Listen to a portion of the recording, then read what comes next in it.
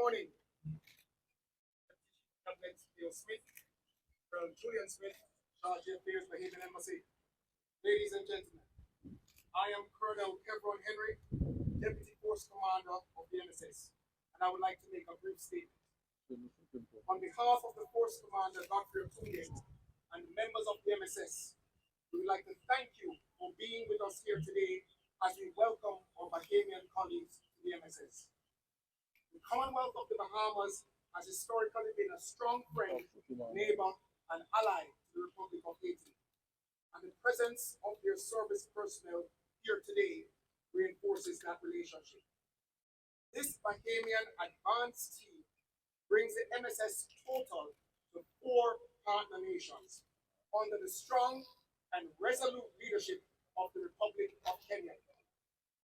Bahamian personnel will integrate with the MSS headquarters and help to set the conditions for follow-on forces from the Royal Bahamas Defense Force and other nations that are preparing to join our international effort as we complete our deployment phase. I would like to recognize the presence here today of Deputy Chief of Cabinet Leo Smith and his team of senior officers from the PNH, and reconfirm on behalf of the Force Commander the MSS's commitment to supporting the PNH and the Haitian state in the fight against the criminal elements of the society who would seek to disrupt and destroy the very fabric of the Haitian story, your culture, your safety, and your future. In direct support of the PNH and the Haitian people, the MSS hopes to stop that criminal effort in order to give the Haitian state and people the opportunity to continue to chart, free from fear, your own collective destiny. Thank you again for your presence here today. Ladies and gentlemen, I will close my brief remarks by stating, "Vous engagez-vous, Ayiti recommends it." I'll now hand over to the Charge of Affairs to make some brief comments. Let me first begin by thanking Deputy Director General, Colonel Henry, along with Director of the Cabinet of the Haitian National Police Force, Leo Smith, the Force Commander, Deputy Force Commander, Director General Otenga, and his team of senior officers, the various senior officers of the Haitian National Police, and those members of the various countries' armed forces, further countries' representatives, members of the press, and the Haitian people. On behalf of the Embassy of the Commonwealth of the Bahamas and the Minister of Foreign Affairs, we wish to say congratulations to the people of Haiti on its 218th anniversary celebration of Haiti's Dessalines Day, its cultural holiday that is celebrated on October 17th. We know that it commemorates the life of Jean-Jacques Dessalines, the man who led the Haitians out of slavery and became the nation's first president and emperor. With respects and regards to the mission of the deployed men and women of the Royal Bahamas Defense Force here today, in accordance with United Nations Security Resolutions 2966, 2003, and 2751, 2004, in coordination with the government of the Republic of Haiti and contributing member states to the Multinational Security Support Mission, Bahamas has signed Status of Force Protection Agreement and has entered into the pre-deployment phase of providing operational support and building capacity of the Haitian National Police, to countering gangs and improving the security conditions of the Republic of Haiti. The Royal Bahamas Defense Force personnel, whom have been training for this support mission with the Caribbean communities, Joint Task Forces, have begun deployment to the Port-au-Prince as of this week. subsequent deployments will occur in the following months.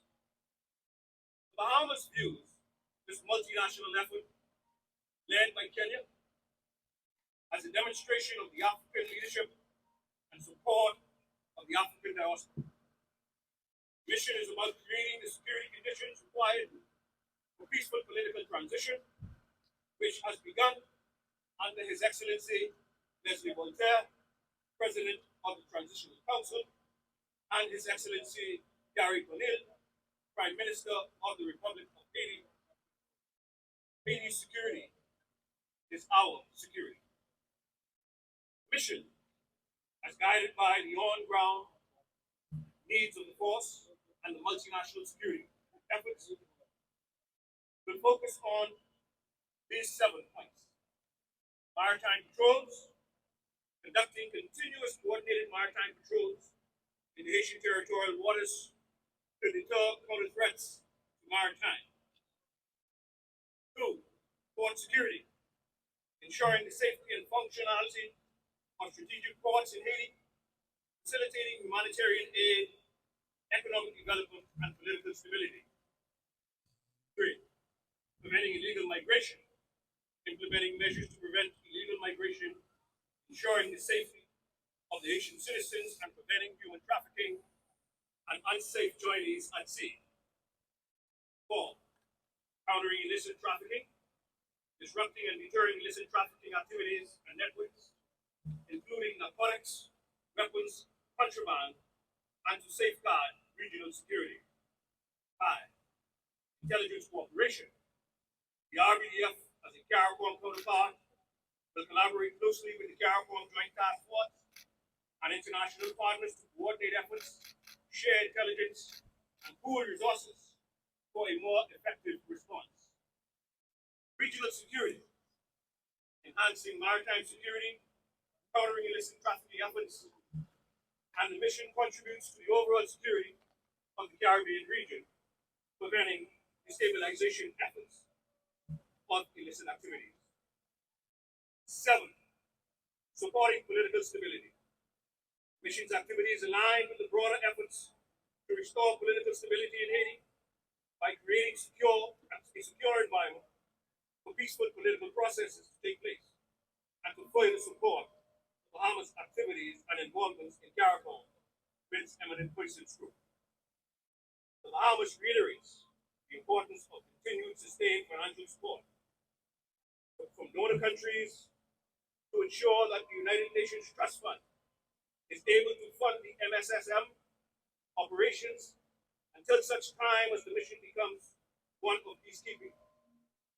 Any serious effort to bring relief, development, and peaceful political transition in Haiti requires an economic component. With this understanding that the annual budget for the MSSM has an estimated $600 million, there is a $200 million deficit of funding which needs to be pledged to the UN Voluntary Trust Fund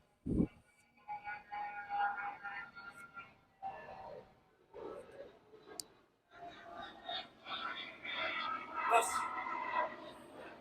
the Ministry of Foreign Affairs in the Bahamas, through its government, encourages donor states to pledge and deliver on additional commitments to support the Haitian multinational security support mission,